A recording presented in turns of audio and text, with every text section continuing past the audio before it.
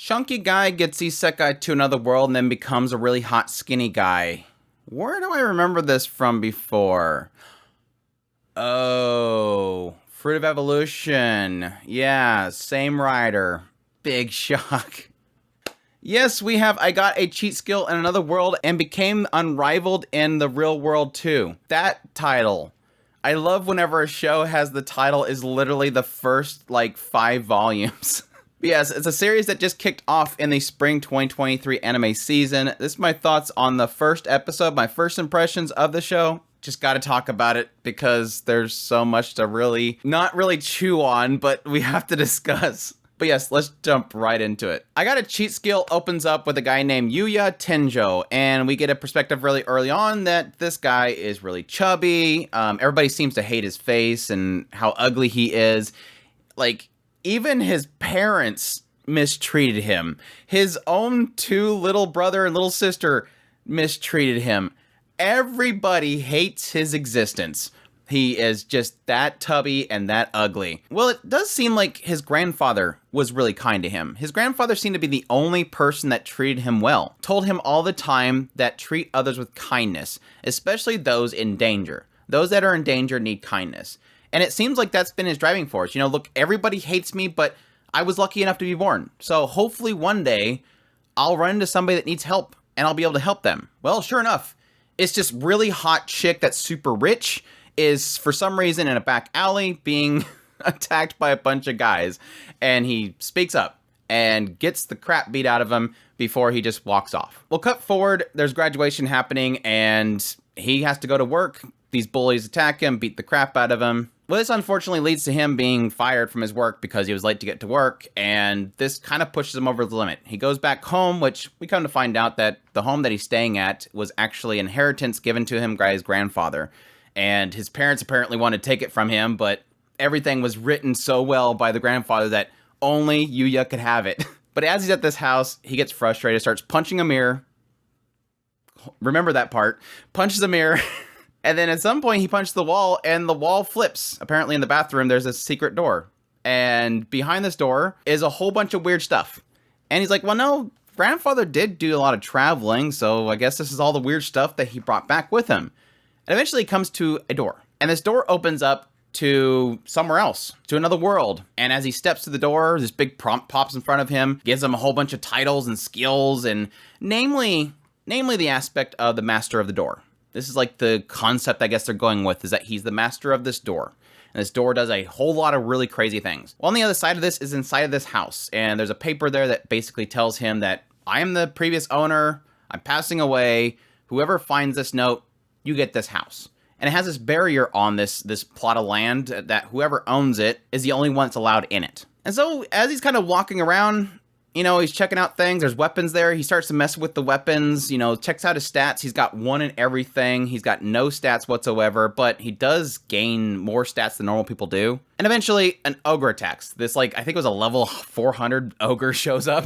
And he takes this spear and he just chucks it at the ogre because the ogre can't come into the yard, but he can chuck things through it. And this kind of turns into a thing where going forward, he just keeps stabbing things to the fence and getting tons of levels. It sort of hits on this idea that he's enjoying his time just kind of messing around in this plot of land. He doesn't go anywhere. He's just kind of helping grow the plants that the sage left behind, which we all know is obviously his grandfather. I don't know why he didn't pick up on it. Man, this sage guy, I wonder who that is. Really, dude?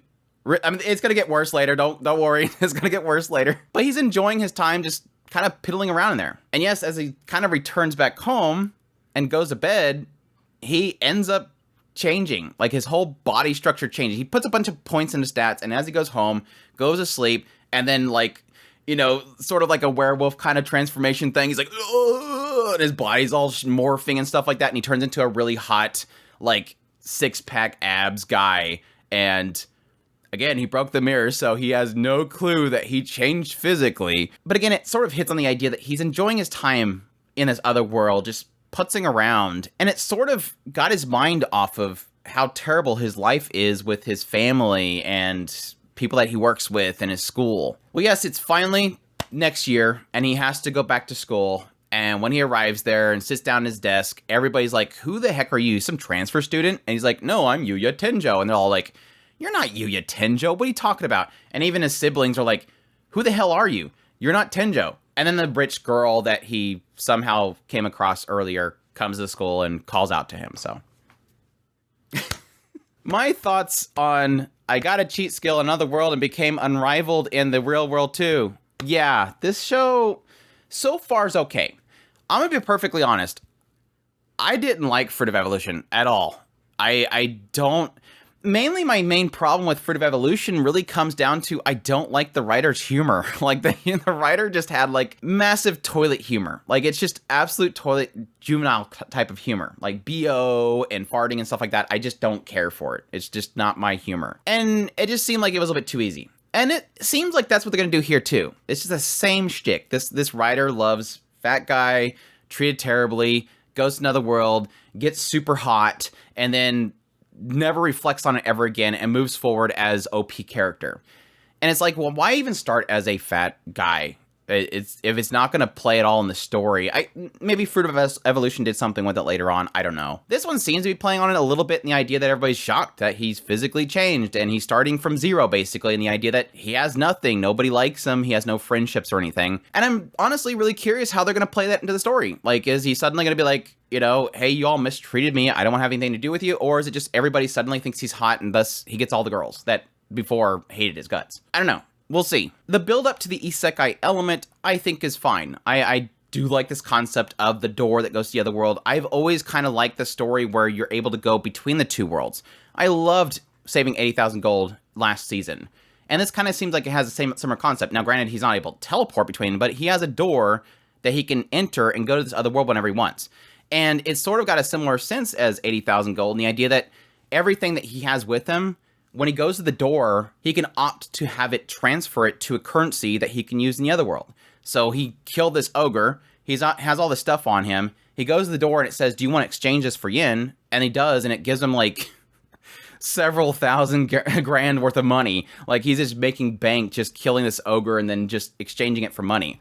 And it even goes to the whole detail saying, don't worry, it's all serialized and everything, so thus it won't affect the economy and nobody will be suspicious of it. It's like, it's very perfectly clear that you're going to be fine. And again, it kind of plays in the idea that grandfather probably did this once before. His grandfather was the sage, probably, and he probably made all of his inheritance that he gave to Yuya using that money. It makes you wonder, why didn't he give Yuya any actual money? But maybe he wanted Yuya to work. Maybe he wanted Yuya to learn responsibilities. He gave him a home, but not everything he would need, which is actually good. Good on you, grandfather. Good on you, grandfather. I just know the family really badly wanted to steal all of his stuff. But it is going to that point is what the grandfather told him is always be kind and something great will come to you. His grandfather knew that he was from Isekai, knew he had plenty of money, and gave Yuya this house because it was where the door was, and wanted his grandson to eventually be able to use this and have a better life going forward. And that's sort of what he eventually comes to find out when he finds this door. Good thing Yuya didn't sell the house before he found the door. I don't know, being a sage, maybe he knew the future and knew that eventually Yuya would find it. But yeah, it's playing in all this stuff to make him OP. The cheat aspect of the Isekai world seems to be the idea that he gets double stat points for every level. And he's finding items that are making him massively OP. He found a pendant that literally, when you sleep, it will give you stat boosts overnight. Like, he's literally going to max everything out, probably. Killing the ogre, he already reached level 100. So there's not really much room for him to improve combat-wise. He's got all stats. He's martial artist to every ability. He's got maxed out stats. So I don't know where growth he's going to have in this other world. It's probably not the point of the story. It doesn't seem like he's going to have much trouble. And I'm sure in our world, he's probably going to be max OP as well there because he's got the physical look of himself. So I'm sure he's really strong. And plus, he's got massive amounts of money. He's got money, he's got looks, he's got physical ability. Again, he's cheat in both worlds. So it does kind of play into the usual kind of struggle that I have with certain isekais is, okay, what now? Is it going to be him showing off and all the people go, oh my gosh, he's so hot now? Is it going to be about saving the other world? Because it doesn't seem like he really wants to even leave his yard in the isekai world. He's just kind of chilling in there. That's going to be the big question mark. And I don't really see anything so far in this first episode really indicating where it's supposed to go from here besides he's super hot and has lots of money and everybody's jealous of him now. Visually, that's where we need to talk. And I noted this when I went into the preview for the season itself. the PV, and yes, additionally, the first episode has a lot of polish to it.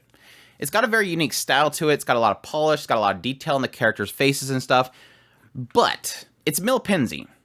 And you can already see it in this first episode. They don't make things...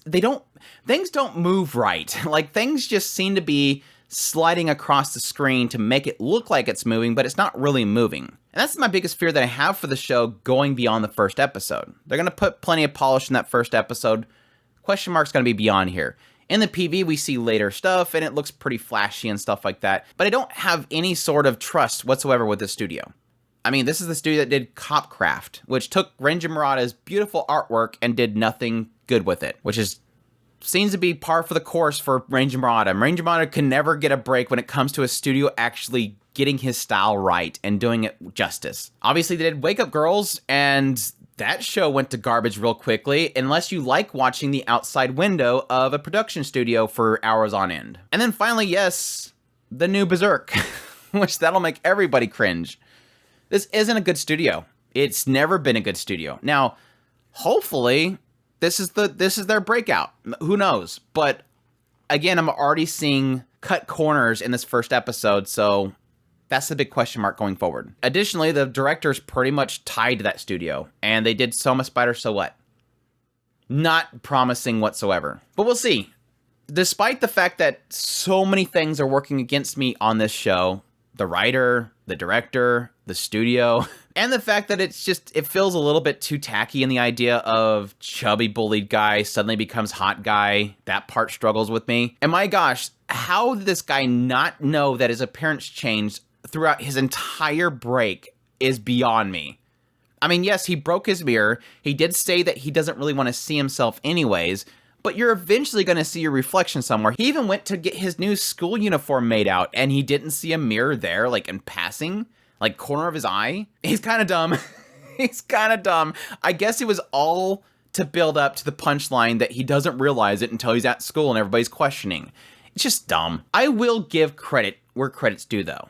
I do like this character. I do like him. He's obviously, big shocker here, he's obviously relatable in a way. I relate to him in a sense, you know. I was chubby for most of my life, so I dealt with a lot of the insults and stuff.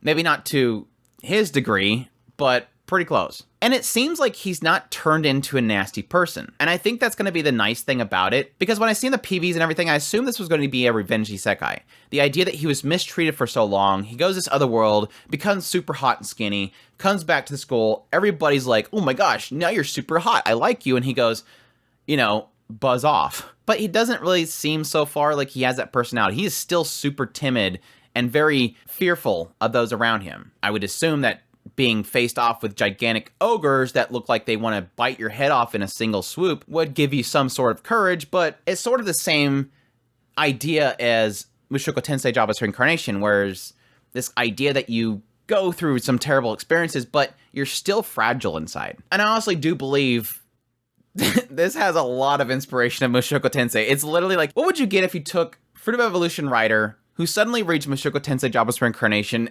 and makes a new story out of it? Literally this. Like, the guy looks spitting image of Rudius, pretty much. A lot of the shots and everything looks very much like past Rudius in the Mushoku Tensei series in the anime. It's obvious there's a lot of inspiration here. Just minus the Chuck-kun because he had to go through a door. But anyways, that's my thoughts on I got a cheat skill in another world and became unrivaled in the real world too.